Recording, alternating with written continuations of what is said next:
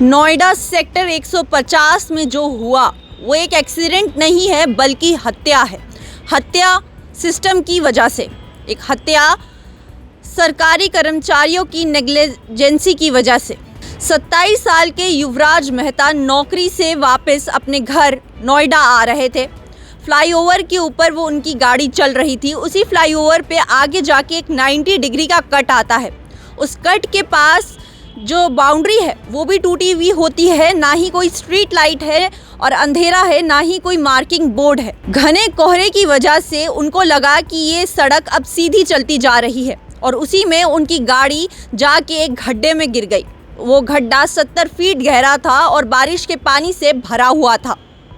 उनकी गाड़ी उसमें डूबने लगी। उन्होंने अपने दिमाग का इस्तेमाल करते हुए सनरूफ से निकलने की कोशिश की। वहाँ से निकलकर वो अपनी गाड़ी पर लेट गए कि गाड़ी का बैलेंस बना रहे।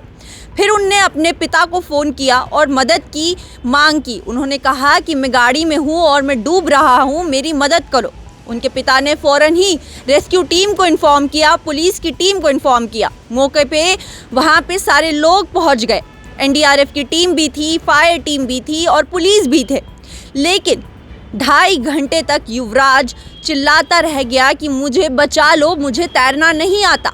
यहाँ तक वो अपनी फ़ोन की फ्लैश लाइट से अपने आप को दिखाता भी रहा कि देखो मैं यहाँ पर हूँ, मुझे बचा लो। लेकिन 2.5 घंटे तक हुआ क्या? 2.5 घंटे तक पुलिस, फायर की टीम, एनडीआरएफ की टीम और वहाँ खड़े 100 से भी ज़्यादा लोग तमाशे देख रहे थे। पुलिस के पास बहाने थे कि हमें तैरना नहीं आता, हमें स्विमिंग करनी नहीं आती। वहीं पे जो फायर टीम थी उसका कहना था कि वहाँ पे सरिया पड़ा होगा, हमें डैमेज हो जाएगा, हमें ये हो जाएगा, हमें वो हो जाएगा। और एनडीआरएफ की टीम 2.5 घंटे से सिर्फ रेस्क्यू ऑपरेशन करने की तैयारी कर रही थी।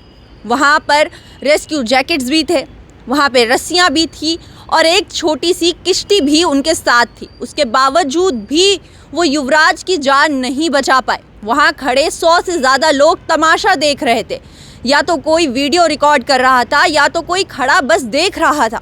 पुलिस बार बार पानी को छू के कह रही थी पानी बहुत ज़्यादा ठंडा है, अंधेरा है, कोहरा है, हमें कुछ दिख नहीं रहा। और 2.5 घंटे तक वो इंसान अपनी ज़िंदगी की भीख मांगता रहा और 2.5 घंटे के बाद उसकी गाड़ी धीरे धीरे पानी में समाने लगी।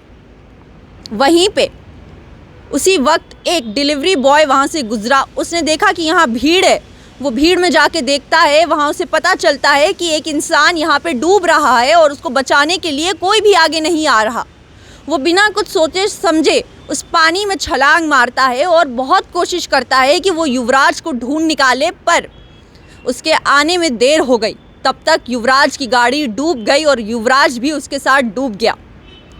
युवराज के पिता वहाँ खड़े अपने बेटे को डूबते हुए देखते रह गए।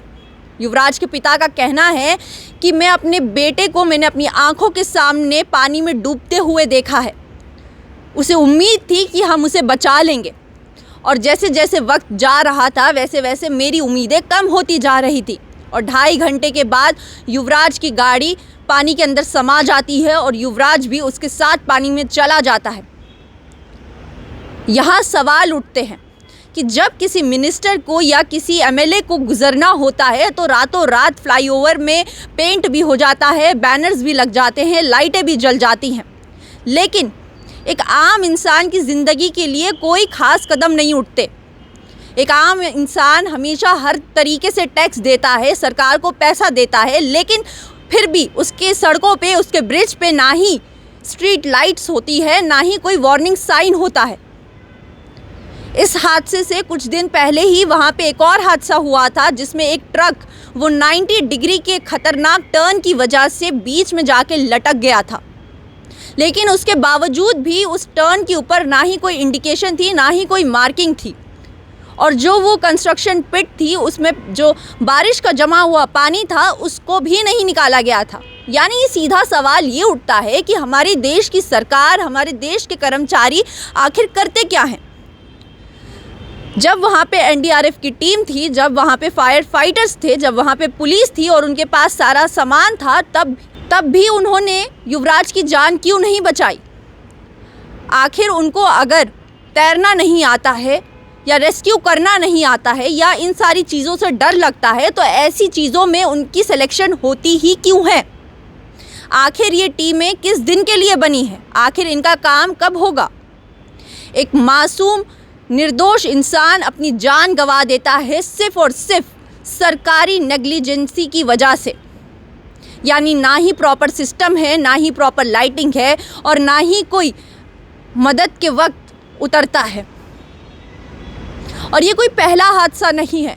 युवराज जैसे कई हज़ार केसेस आए दिन हिंदुस्तान में होते रहते हैं। कभी अच्छा खासा फ्लाईओवर टूट जाता है, उस पर चल रही गाड़ियां नदी में समा जाती हैं। आए दिन सड़कों के ऊपर कोई ना कोई स्कैम नज़र आता है।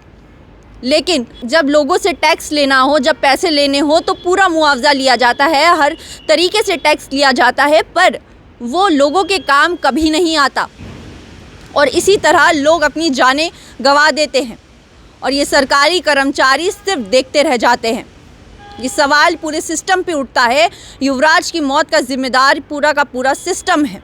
फिलहाल हमें दीजिए इजाज़त। बाकी देश और दुनिया की तमाम खबर देखने के लिए बने रहिए न्यूज़ इनसाइडर 24/7 के साथ।